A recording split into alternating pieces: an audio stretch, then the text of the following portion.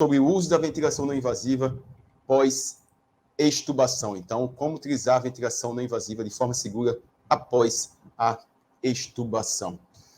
O fisioterapeuta precisa saber disso? É claro que o fisioterapeuta precisa dominar esse conhecimento, porque é ele que vai atuar logo após a extubação para realizar a ventilação não invasiva e prevenir as complicações desses pacientes. Vamos falar da vida real, né? A vida da forma prática, como é que é feito e como seria o ideal para você atuar com segurança e gerar um melhor atendimento para o paciente, reduzindo as complicações, salvando vidas, reduzindo o tempo de ventilação mecânica, reduzindo o tempo de estadia do paciente na UTI. É isso que você, como fisioterapeuta, tem que procurar.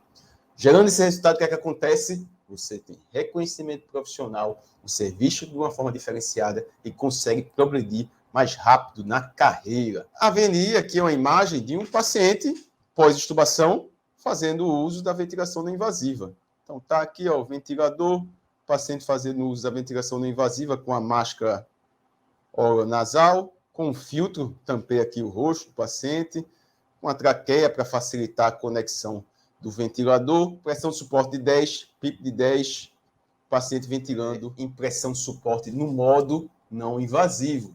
Veja que nesse ventilador coloca-se o modo não invasivo.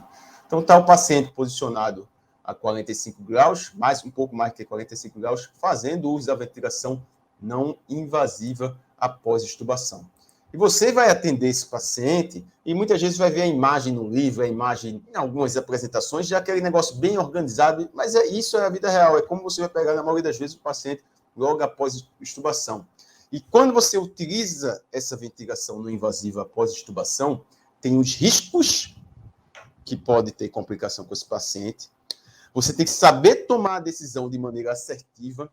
Não é chegar lá e, todo paciente faz ventilação não invasiva. Não é todo paciente que tem indicação. Vocês vão entender que não é todo paciente que foi extubado que tem que fazer ventilação não invasiva. Em alguns pacientes é até contraindicado você realizar a ventilação não invasiva após extubação, que pode aumentar o risco desse paciente complicar, pode aumentar até a mortalidade. Então, você tem que saber tomar essa decisão. Antônio, mas eu atendo no ambiente muito profissional, tem médico, tem enfermeiro, tem várias, vão ajudar a tomar a decisão. Entenda, quem domina mais esse conhecimento, quem se aprofunda mais no conhecimento da ventilação não invasiva e consegue tomar essa decisão de maneira mais assertiva para salvar vidas, reduzir o tempo de ventilação mecânica do paciente, ter uma efetividade na extubação e atender com segurança, é o fisioterapeuta. É você que está estudando isso diariamente. É você que está se atualizando. É você que vai saber adaptar uma máscara nasal de maneira correta ou vai fazer o uso de uma válvula de exalação da forma correta. É você que domina isso. Então, você tem que entender cada caso para tomar a decisão de maneira mais assertiva. Com isso, quando você atua dessa forma mais assertiva, você mais é respeitado. Você faz a diferença dentro do ambiente que você trabalha, você transforma, você vira um líder no ambiente que você trabalha. E é isso que vocês têm que procurar. Tem que procurar ser esse líder que vai transformar a vida do paciente, vai melhorar a vida do paciente e todos esses benefícios que eu já vou abordando. Então, a vida real é assim. A vida real é isso que vai acontecer.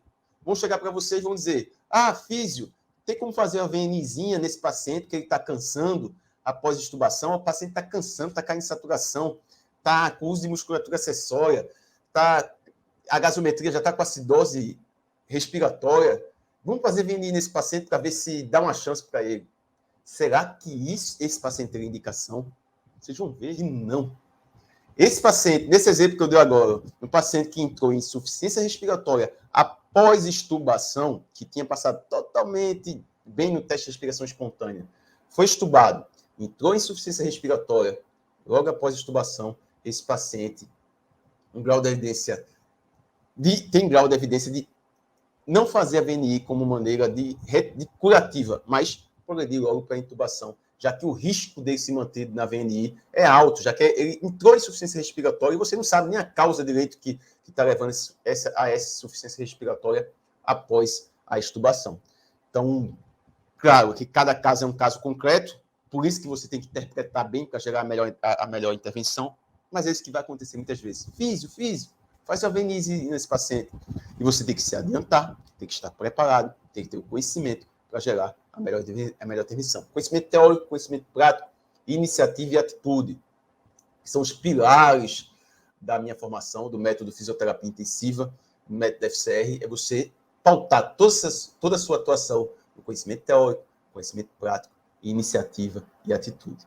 E quando você vai fazer o uso da ventilação não invasiva, o que é a ventilação não invasiva? Pô, Antônio, mas isso é fácil, todo mundo sabe. Algumas vezes o pessoal se complica.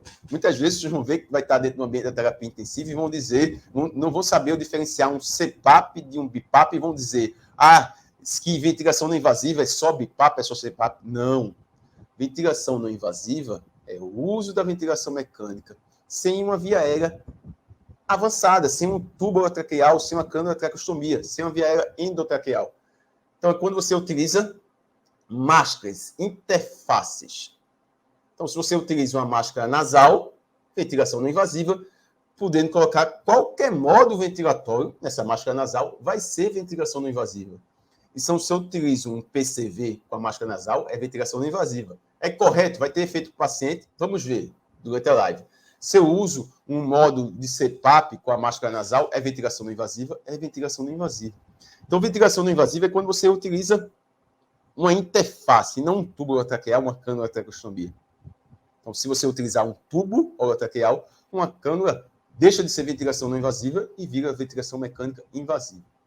Quais são as principais interfaces que nós utilizamos na prática clínica? Máscara nasal, essa aqui que eu estou na minha mão, é uma máscara que pode ser utilizada após extubação, é confortável para o paciente. Então, aqui eu estou com a máscara nasal, está pegando só o nariz, é uma máscara confortável, é mais confortável do que a oronasal e o paciente pode fazer logo após extubação. Muitas vezes eu prefiro, que é mais confortável. O paciente consegue aí, se ele manter a boca aberta, se ele estiver lúcido, orientado, cooperar, se ele manter a boca fechada, na verdade. Se ele cooperar, você vai conseguir fazer esse uso da ventilação não invasiva de maneira tranquila com essa máscara nasal. Só é a máscara nasal que a gente pode utilizar após extubação? Não. Máscara oronasal. A máscara oronasal é indicado principalmente quando o paciente está em insuficiência respiratória. Pós-extubação, você não vai fazer com o paciente em insuficiência respiratória. Então, se você utilizar uma máscara nasal e ficar confortável, utilize a máscara nasal. Eu não tenho no meu hospital para fazer a indicação para o hospital comprar. É uma coisa que pode ser utilizada, que é mais confortável. E aí o paciente foi extubado, já estava agoniado com o tubo, e você já mantém uma máscara nasal. Tenta adaptar uma nasal, utilize máscaras mais confortáveis. Não teve, utiliza a oronasal. Lembrando que não é, não tem assim, só pode usar a nasal. Não, estou dizendo que você vai ver na prática paciente que se adapta bem com a nasal e não se adapta à oronasal. E aí você, esse paciente não consegue fazer a ventilação não invasiva. Não, esse paciente conseguiria fazer a ventilação não invasiva se você utilizasse a máscara mais confortável para ele após extubação. A full face, a facial total, é mais confortável do que a oronasal. Se tiver, utilize. Paciente que é um paciente de risco. Você extubou, utilize uma máscara mais confortável para ele manter por mais tempo a ventilação não invasiva após a extubação. Até porque a ventilação não invasiva após a extubação não é deixar 2 minutinhos ali. Vocês vão ver o que é que fala a literatura. E aí vocês também têm a helmet, capacete, que durante aí a pandemia começou a ser utilizado mais no Brasil, mas já existia na literatura o uso dela. Muitas vezes ele fala, chegou uma novidade, já existia o uso da ventilação não invasiva na helmet, só que no Brasil não era comum utilizar. Os custos de trazer uma máscara dessa, e aí o pessoal agora começou a trazer e começou a se utilizar mais, mas já existia. O que é que utiliza mais que é utilizado mais na prática? A gente conhecendo aí, já atuando há muito tempo, há 15 anos da fisioterapia em terapia intensiva. A oronasal, a nasal. Alguns hospitais têm a facial total. E aí eu coloquei no início aqui uma imagem de o paciente utilizando com um filtro a oronasal. Veja que esse estudo, ele coloca que pode ser utilizado esse filtro e utilizar uma traqueia para facilitar a mobilidade dessa máscara. Coisas práticas. Se você conecta direto no ventilador na máscara, fica tracionando o peso da máscara, o peso do ventilador, do circuito. E aí você pode colocar um filtro. Isso é uma orientação prática, principalmente a traqueazinha do filtro, que facilita nesse manuseio da máscara, nesse deslocamento da máscara. Facilita e muito na prática clínica. E por que utilizar a VNI após extubação? Primeiro, ele gera terapia de expansão pulmonar e terapia desobstrutiva. É uma ferramenta de pressão positiva para o fisioterapeuta. É uma ferramenta de pressão positiva que você já pode utilizar como uma conduta para gerar um maior volume pulmonar, gerar desobstrução e expansão. A literatura demonstra que reduz a taxa aí de falha da extubação em alguns casos, que é aí que a gente vai abordar aqui. Reduz o desconforto respiratório e mantém os mecanismos de proteção das vias aéreas. Então, quando você coloca a ventilação não invasiva, você está gerando um suporte ventilatório para o paciente, gerando mais volume, dando pressão positiva, gerando desobstrução e expansão pulmonar. Esse é o entendimento fisiológico. Você reduz também o quê? A pré-carga e a pós-carga do ventrículo esquerdo. Quando você tira a pressão positiva, vai ter um aumento, logo após a tirada da pressão positiva do paciente entubado, da pré-carga e da pós-carga. O coração do paciente vai se sobrecarregar. Isso pode gerar um desconforto, pode gerar um aumento do trabalho do miocárdio, fazer com que o paciente não consiga bombear o sangue de maneira satisfatória e gere uma congestão pulmonar. Vai acontecer em todos os pacientes? Não, estou dizendo que pode acontecer. Então, quando você coloca a ventilação não invasiva, tem um efeito no coração, redução da pré-carga e da pós-carga, tem efeito na musculatura ventilatória, você dá um suporte para essa musculatura, tem efeito na terapia desobstrutiva, terapia expansiva, prevenindo aí atelectasias. Isso vai acontecer quando você utiliza essa ventilação não invasiva, mantendo também a CRF, aumentando a capacidade residual funcional. Então, esses são os benefícios de utilizar a ventilação não invasiva. Certo, Antônio? Entendi que é importante eu utilizar. Entendi que não é para ser feito com todos os pacientes, que a literatura mostra que não são todos os pacientes que precisam utilizar a ventilação não invasiva após extubação, mas como utilizar e qual paciente que vai se beneficiar. Eu vou extubar o paciente e colocar a VNI por 30 minutos? Não é isso que está dizendo nos estudos. Não é pegar lá, estubei o paciente, boto só 30 minutos, tirei. Estubei o paciente 7 horas da manhã, coloquei na VNI durante 30 minutos e depois retirei. Não é isso. Vou colocar por 10, 15 minutos. Não é isso que é a ventilação não invasiva pós-extubação. E também não é utilizar quando o paciente entra em insuficiência respiratória. Estubei, o paciente entrou em insuficiência respiratória, vou fazer a VNI. Não. Você vai fazer a VNI de uma maneira profilática e para facilitar a extubação. Essas são as duas abordagens que você vai utilizar, que eu vou falar um pouquinho aqui mais na frente, como é que está lá nas diretrizes brasileiras de ventilação mecânica. Para todo mundo dar uma lida, publicado em 2013, já tem um tempo, e outros guidelines que já falam sobre o assunto da VNI pós-extubação. Guideline da ATS, da Guideline de Prática Clínica, do uso da ventilação não invasiva por insuficiência respiratória aguda. Então, o que é que esse guideline ele aborda? Aqui embaixo está a referência, se o pessoal quiser pegar para dar uma lida. O que é que ele coloca? As indicações de ventilação não invasiva, as indicações clínicas, a certeza da evidência, quanto mais bolinhas dessa daqui, mais claro está essa evidência, a recomendação que eles dão no guideline. Então, vamos esquecer essa parte inicial aqui. Pacientes com risco de falha de extubação, que seria a VNI profilática, recomendação condicional, grau de evidência moderado. Então, tem condições que são indicado o uso da ventilação não invasiva. Paciente que entrou em insuficiência respiratória, então falha na extubação. Qual é o grau de recomendação? Contraindicado a recomendação condicional. Não é para ser utilizado. O grau de evidência é moderado. Então, entrou em insuficiência respiratória após extubação, o guideline da ATS coloca que seria contraindicado, não é recomendado.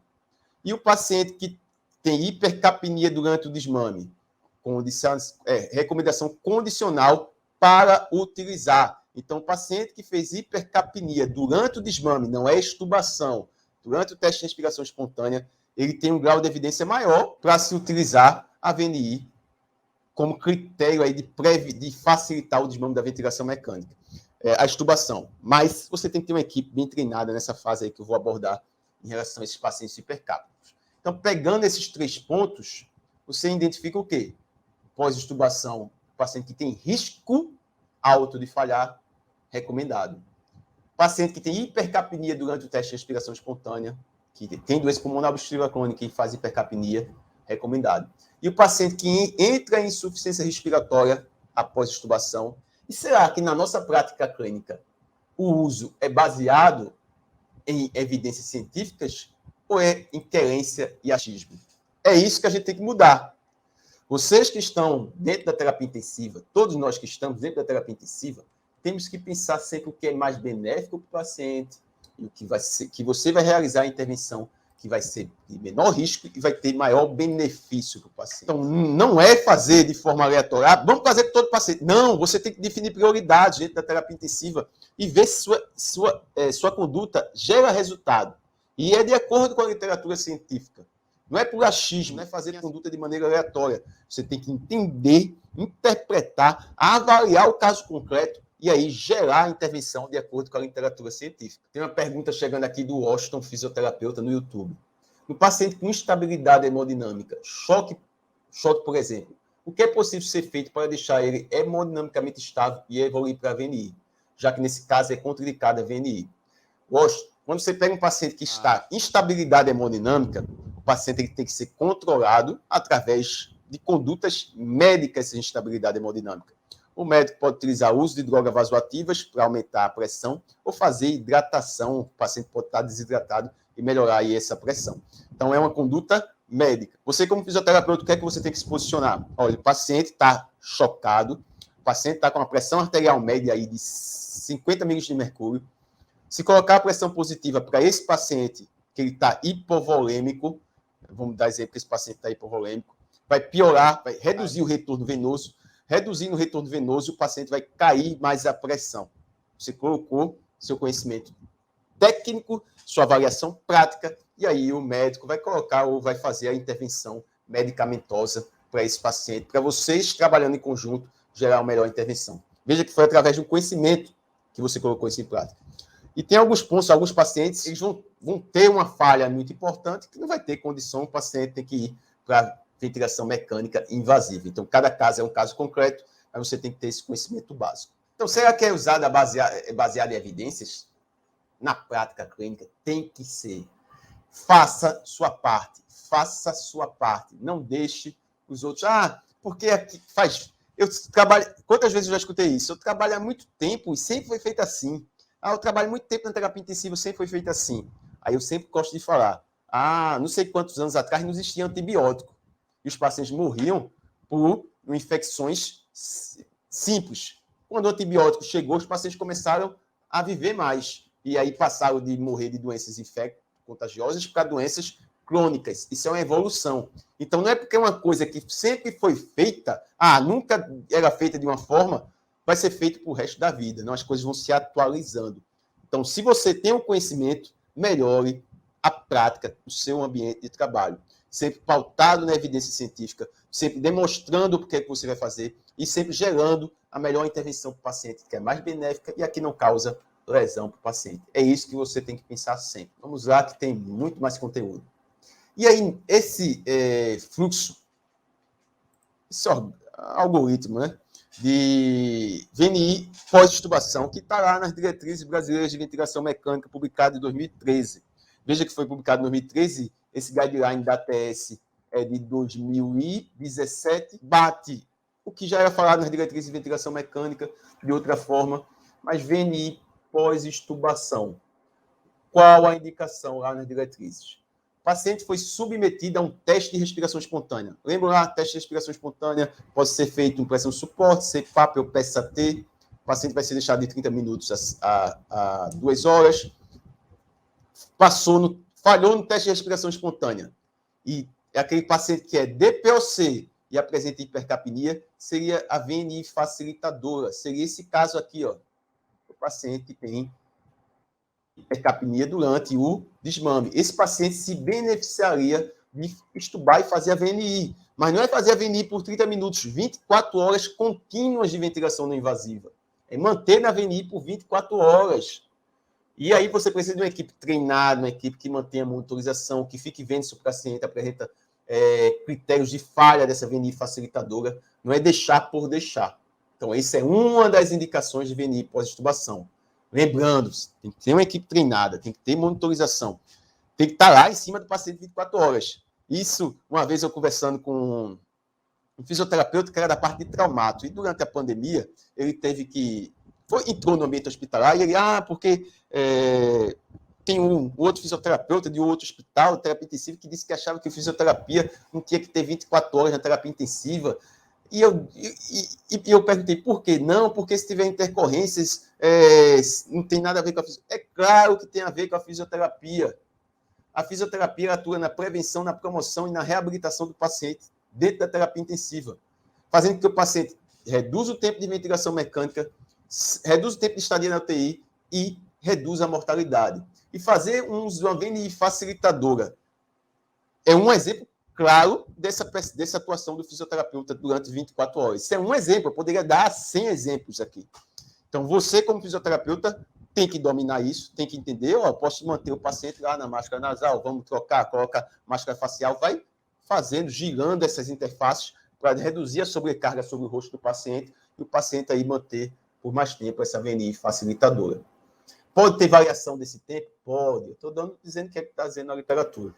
O paciente passou um teste de respiração espontânea bem sucedido, ele passou na ventilação não invasiva, mas tem o risco de falência respiratória. Vai fazer a VNI preventiva ou a VNI profilática. Esse é grau de evidência alto fazer esse uso dessa ventilação não invasiva. Você vai fazer essa ventilação não invasiva com esse paciente para reduzir o risco do paciente ser a VNI facilitadora, a VNI preventiva recomendada em pacientes com fatores de risco para falência respiratória, que eu vou colocar alguns pontos aqui, e a VNI curativa, sem evidências de benefícios, exceto em pacientes cirúrgicos. Então, o paciente que passou no teste de respiração espontânea, entrou em insuficiência respiratória, não tem evidência de benefício usar aquela VNzinha para dar uma chance. Ficou claro isso para vocês? Eu queria que o pessoal colocasse. Ficou claro, ficou claro. Lembrando que caso a caso é um caso concreto, né? Você vai avaliar aquele caso concreto. Mas você tem que entender que VNI pós-extubação ela pode ser facilitadora, preventiva e curativa. E a curativa, pós-extubação, não tem evidência de benefício, exceto em pacientes cirúrgicos. Então, esse tem que ser o primeiro ponto para vocês entenderem. Então, os pacientes que têm maior risco de falha, não é o paciente que não passou no TRE, não é o paciente que é contraindicado a extubação, é o paciente que é indicado, mas ele tem risco, que seriam esses aqui que são abordados lá na Diretriz Brasileira de Ventilação Mecânica Invasiva, né? Então, quais são as Diretrizes Brasileiras de Ventilação Mecânica lá de 2013? São essas as indicações. Então, quais são as indicações? Deixa eu pegar aqui. Paciente que tem hipercapnia, paciente que tem insuficiência cardíaca congestiva, tosse ineficaz ou secreção retida em vias aéreas, o paciente está acumulando secreção, seria um paciente com risco de falhar, mas não é uma contraindicação. Mais do que um fracasso no teste de respiração espontânea, veja, ele teve mais do que um fracasso, mas depois passou no teste de respiração espontânea, mas ele tem o maior risco. Obstrução de vias aéreas superiores, paciente que tem uma taxa aí maior que 12, alguns estudos colocam 72 horas, outros 48 horas de ventilação mecânica invasiva, pacientes portadores de doenças neuromusculares e pacientes obesos, é o que está nas diretrizes de ventilação mecânica invasiva. O que é que tem mais indicação? O hipercapnia, o paciente DPOC, o paciente que tem uma idade avançada, tem mais tempo aí de ventilação mecânica, e o paciente com insuficiência cardíaca congestiva. Mas teve algum desses critérios entre o risco e o benefício, eu utilizo a ventilação não invasiva para reduzir o risco aí da falha da extubação. Então, esses são os riscos. Então, o paciente que ficou entubado, 24 horas, progrediu, 48 horas, progrediu, foi extubado, não tem nenhuma comorbidade, não teste de respiração espontânea passou de primeira, PI máximo ok, força muscular periférica ok, acima o MRC de 60, o paciente não tem nenhum outro critério, vai fazer ventilação não invasiva para esse paciente, não tem indicação. Então, você tem que ver aí que tem e o que não tem indicação. As contraindicações são as mesmas de ventilação não invasiva, não vou abordar na live de hoje, só deixei aqui para lembrar que sempre tem as contraindicações, então não é fazer com... tem aqueles critérios e aí eu faço com todos os pacientes. Não, existem ainda as contraindicações. Tem os pacientes que, mesmo tendo aqueles critérios, não seria indicação de fazer a ventilação não invasiva. Teve até um caso que chegaram para mim, mandaram uma pergunta no direct. O paciente tinha sido um politrauma, faz uma craniectomia descompressiva, retirou a calota craniana e só tinha um fixador que aumentava a pressão aqui na cabeça, no fixador que é que ser colocado. Aí não, você acha que indicar, só tivesse fixador, pelo risco-benefício, não coloca. Você não vai... Tem um fixador, o fixador vai ficar fazendo pressão lá no local que está sem a calota craniana. O paciente não tem nenhum critério a mais de fazer a ventilação não invasiva. Não faz com esse paciente, não tem, o risco vai ser maior. Um exemplo aqui prático. Não tem essa contraindicação. Eu só estou colocando que cada caso clínico é um caso clínico específico que você tem que avaliar, como esse daqui, uma contraindicação. Trauma ou deformidade facial. Então, se o paciente tiver um politrauma na face ali, você vai estubar e vai colocar uma máscara, pode ser pior para o paciente. Então, tem que seguir aí as contraindicações relativas, avaliando o risco-benefício e as absolutas básicas aí do uso da ventilação não invasiva. Contraindicação, rebaixamento do nível de consciência é contraindicação para ventilação não invasiva, em geral, exceto com o paciente com acidose hipercápica em doença pulmonar obstrutiva crônica. Mas pós-extubação, se você estubou, o paciente fez hipercapnia e rebaixou o nível de consciência por hipercapnia, ele está falhando na extubação. Esse paciente tem que ir para a ventilação mecânica invasiva. Entendeu que tem que interpretar os dados? Isso aí é prática clínica. Estubei o paciente. O paciente, logo após a extubação, 2, 3 horas depois, rebaixou muito o nível de consciência, mesmo fazendo ventilação não invasiva profilática, reteve CO2. Esse paciente está falhando na extubação. Tem que voltar para a ventilação mecânica invasiva. Outro ponto importante, que não é colocar a ventilação não invasiva e, vou-me embora, já está o paciente fazendo VNI, vou lá e me esqueço do paciente. Não, tem que ter monitorização. Está lá nas diretrizes brasileiras de ventilação. Quando descontinuar, o uso da ventilação não invasiva deve ser monitorado por profissional de saúde à beira-leito, 30 minutos a 2 horas. Isso daqui é quando o paciente chega em insuficiência respiratória.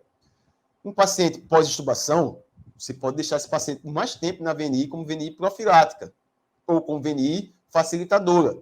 Mas você tem que entender que tem que monitorizar esse paciente, sempre observando frequência respiratória, nível de consciência, diminuição ou aumento do trabalho ventilatório, queda da PaO2, queda da saturação, aumento do PaCO2, diminuição. Você tem que estar avaliando esse paciente para ver se ele está apresentando sucesso, se ele está ficando desconfortável, se ele não aceita a ventilação não invasiva, se está apresentando a sincronia, para você gerar a melhor intervenção para o paciente. E com isso, salvar vidas, reduzir o tempo de ventilação mecânica, reduzir as complicações, atuar com segurança, ser esse fisioterapeuta referência na fisioterapia e terapia intensiva, gerar um melhor atendimento para o paciente com melhor qualidade.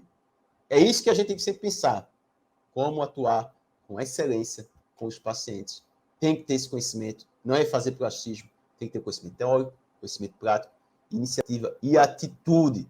Porque eu sempre falo nesses 3 pilares das minhas formações, de fisioterapia intensiva e no método FCR. Por quê? Não adianta nada você ter o conhecimento teórico. Eu sei que tem a VNI profilática, a VNI facilitadora, né? E a VNI curativa. Aí eu sei colocar a máscara, sei conectar, sei fazer todas as adaptações, não tenho conhecimento teórico, conhecimento prático, tem um raciocínio clínico ali para tomar a decisão, mas chega um outro profissional e diz, eu quero que faça ventilação não invasiva, e você faz lá e faz. Cadê a atitude e iniciativa de se posicionar e dizer, eu sou um profissional que tem autonomia? Você não vai falar isso, né? Você vai, através de argumento técnico-científico, demonstrar que você tem autonomia, que esse paciente não tem indicação, que o que é mais benéfico para o paciente é ele progredir para a ventilação mecânica invasiva. Você tem que ter isso, senão você fica lá, um profissional técnico que outros mandam você fazer. Nada contra profissionais técnicos, mas você, como fisioterapeuta, é um profissional que tem autonomia, tem que ter capacidade técnica para avaliar, traçar a conduta, realizar a conduta e da alta fisioterapêutica. E no ambiente multiprofissional da terapia intensiva, você tem que ter jogo de cintura e competências técnicas para se posicionar dentro do ambiente multiprofissional. Saber ser um líder no ambiente multiprofissional. É isso que vai fazer você progredir numa carreira para virar um rotina, um coordenador, para ter vários pacientes particulares cobrando valores justos, porque vai chegar em você, porque você é diferenciado. Então, tem que ter sempre esses pensamentos. Conhecimento teórico, conhecimento prático, iniciativa e atitude. E isso pode ser treinado. Isso pode ser treinado para você gerar a melhor intervenção e ter melhores resultados. Ok. Aí eu entendi as indicações, entendi as contraindicações, entendi que eu tenho várias interfaces que eu posso utilizar, que eu posso utilizar o filtro para facilitar a adaptação, eu entendi que eu tenho uma máscara nasal que facilita um pouco a adaptação, não tem nada dizendo que é ela que deve ser utilizada para pós-extubação, mas você vai ver que na prática consegue adaptar melhor com esses pacientes. Vai ver que na prática depende da máscara, né? Da máscara que você tiver, se você tiver máscaras boas, órgãos nasais, vai dar para fazer também. E quanto tempo vai deixar esse paciente pós-extubação? Eu vou deixar, estubei o paciente e coloco logo a ventilação não invasiva profilática, 30 minutos. Estubei o paciente 9 horas da manhã, coloquei lá durante 30 minutos, aí só vou ver o paciente de 4 horas da tarde. Esse paciente passou 9 às 10, 10 às 11, 11 às 12, 12 às 13, 13 às 14, 14 às 15, 15 às 16. 7 horas sem fazer nenhuma conduta preventiva. Aí, lá para 4 horas da tarde, você faz mais 30 minutos de ventilação não invasiva. Aí vai passar, aí só vai ver o fisioterapeuta da noite, lá de 10 horas da noite. Aí ficou depois, já 16, 17, 18, 19, 20, 21, 22. Mas 6 horas. Não é isso que é a VNI pós-extubação. Você vai manter aí, no mínimo, em torno de 8 horas por dia. Então, estubou, mantém 1h30, 2 horas na primeira intervenção, mais umas 2 horas na segunda intervenção da tarde, mais umas 2 horas na intervenção da noite. Você vai ter um tempo grande aí, podendo variar de 6 a 8 horas por dia. Se for a VNI facilitadora, é por mais tempo, é manter esse paciente com a VNI com uma interface satisfatória para esse paciente, para ele manter mais tempo. Que é para ele não tinha, ele é um paciente de risco que você está tirando e facilitando a saída da ventilação mecânica invasiva. Então, não é 2 minutos, não é 30 minutos, é deixar um tempo satisfatório do uso dessa ventilação não invasiva para ter o efeito preventivo e reduzir as complicações. Onde é que tem isso? Se você for pegar lá no guideline da ATS, ele fala os tempos mínimos, no estudo do NAVA lá, de 8 horas, o de facilitador em torno de 24 horas. Tem lá na literatura, você só é pegar dentro das referências que eu estou colocando aqui e dar uma lida nessas referências. Precisa ser fixo 8 horas. Não sei se vocês entenderam. Você tem que entender o princípio. O princípio é utilizar de maneira profilática, deixando um tempo um pouco mais elevado, né? 20, 30 minutos de ventilação não invasiva. Isso tem que ficar claro. Aparelhos que podem ser utilizados. Você pode utilizar um equipamento beira-leito ou um equipamento portátil. Não tem problema, pode ser utilizado um ou outro, sabendo o benefício de um e outro, que não é o objetivo da live de hoje. Então, você tem que saber que um ventilador portátil, então tem que ter a válvula de exalação. Está aqui. Certo? Se a interface já tiver, isso é no ventilador portátil. Se a interface, se a máscara já tiver a válvula, não precisa. Eu já tenho a válvula. Se for uma máscara que não tem a válvula, você tem que colocar a válvula de exalação. Sair daqui com a válvula de exalação. Se for um ventilador beira-leito, não precisa ter a válvula, é um ventilador de circuito duplo, você não precisa ter a válvula de exalação. Aí você vai utilizar de acordo com a disponibilidade, lembrando a compensação do escape. Então, se você coloca no ventilador beira-leito, alguns dizem lá que tem um software, mas você vai ver que tem um escape alto, ele fica alarmando e não consegue ventilar direito. E aí você vai ver qual que você tem dentro do seu ambiente de trabalho, utilizar o mais adequado.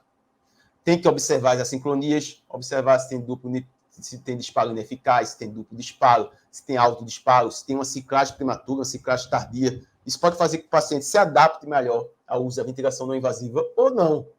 Então, se você colocou uma máscara mal adaptada, o paciente, não consegui fazer a VNI. Pode ser que não tenha se adaptado na máscara ou não adaptou nos parâmetros que você colocou no ventilador e o paciente não fica bem com o uso da ventilação não invasiva. Então, quando você vai colocar na ventilação não invasiva, vai ter que fazer os ajustes iniciais. Então, a gente chegou agora na parte de ajustes. Então, a gente está vindo seguindo uma sequência aí do conhecimento. Né? Indicação, contraindicação, o que é que deve ser feito, qual o tempo, e já ajustes. E aí eu gosto sempre de falar isso daqui nas lives que eu faço. Pressão, suporte e PAP não são sinônimos. Pressão de suporte e IPAP não são sinônimos.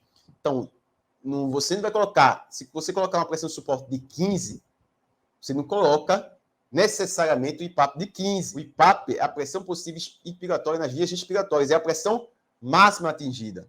A pressão de suporte é o delta de pressão que você está dando. É a diferença de pressão que você está dando. Posso explicar isso aqui no gráfico? Pode. Vamos explicar aqui no gráfico. Então, como é que aqui a gente tem nesse gráfico? Aqui é um gráfico de pressão. Então, pressão, tempo. E eu vou dar um play. O que é que está acontecendo aí? O paciente está ventilando. Inspiração, expiração. Inspiração, expiração. Está atingindo a pressão máxima de quanto? Pressão máxima de 15. Pressão máxima de 15. Com a PIP de 5. Qual o delta de pressão? O delta é 15 menos 5, é o delta de 10. A pressão de suporte, logo, nesse paciente aí, é de 10 centímetros de água. E quanto é o IPAP nesse paciente? Perguntinha aí para o pessoal. Quanto é o IPAP? Isso é diferente, pressão de suporte e IPAP. Se eu estou colocando uma pressão de suporte de 10, chegando a uma pressão aí máxima de 15, uma PIP de 5, quanto é o IPAP? O IPAP é a pressão máxima atingida. Então, o IPAP aqui seria 15. O IPAP seria 15. Então, se você pega um ventilador portátil como esse,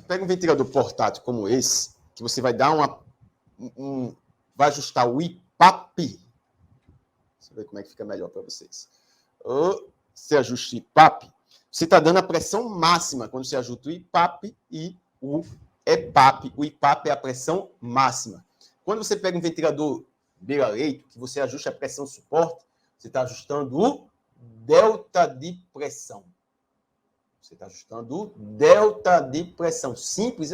Vamos lá, vamos voltar de novo aqui para deixar mais simples isso aqui para o pessoal entender. Vamos ver aqui se eu consigo deixar de uma maneira mais clara.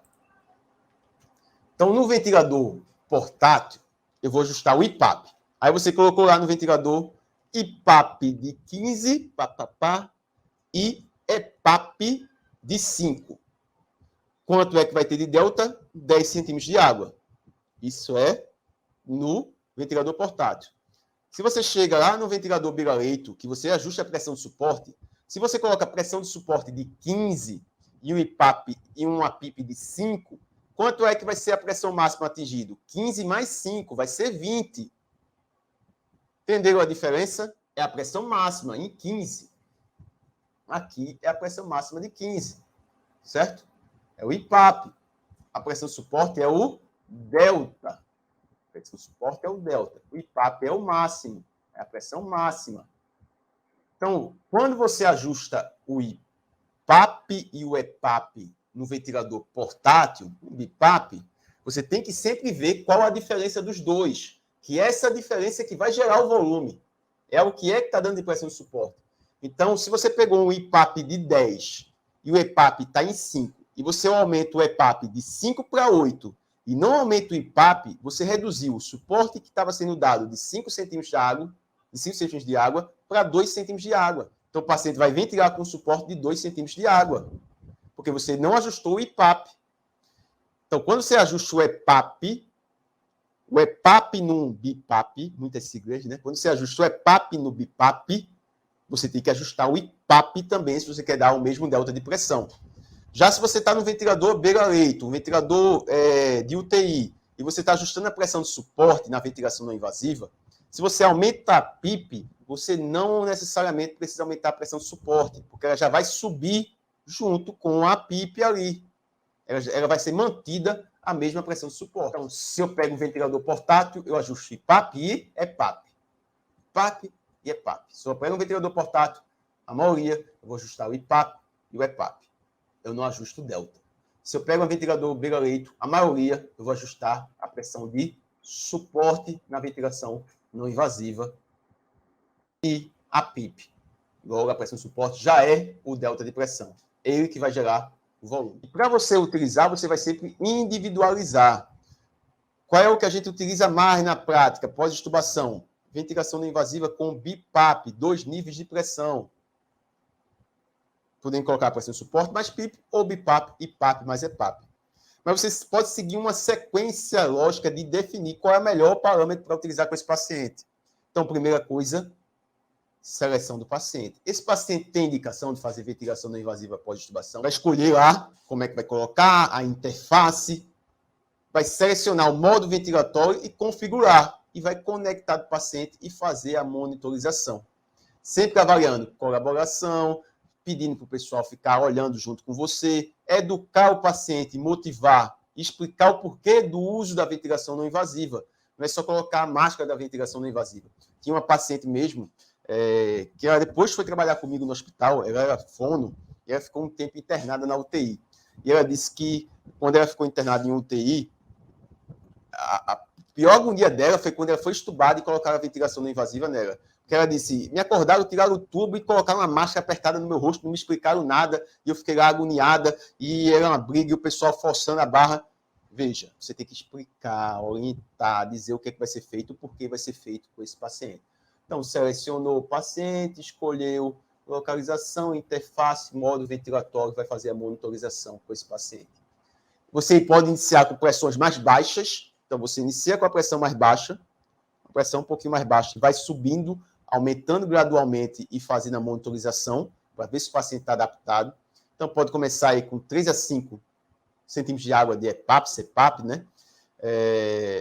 Aumentando a pressão inspiratória para 8 a 12, pressão inspiratória, eu não estou colocando a pressão de suporte aqui, e você vai ver na tolerância, vai ver se tem dispneia, vai ver no volume corrente, e vai fazendo a monitorização. Suplementação de oxigênio, para manter uma saturação entre 92% a 96%, se for paciente de POC, de 88% a 92%, fazendo a monitorização. Então, veja que é uma conduta que você vai olhando e vai seguindo. Você vai avaliando o paciente e vendo se o paciente fica bem adaptado, né? Colocar lá 10 de PIP, 10 de pressão suporte, atingindo a pressão de pico de 20, logo após a extubação. Coloca, adapta, orienta. Isso faz total diferença na prática.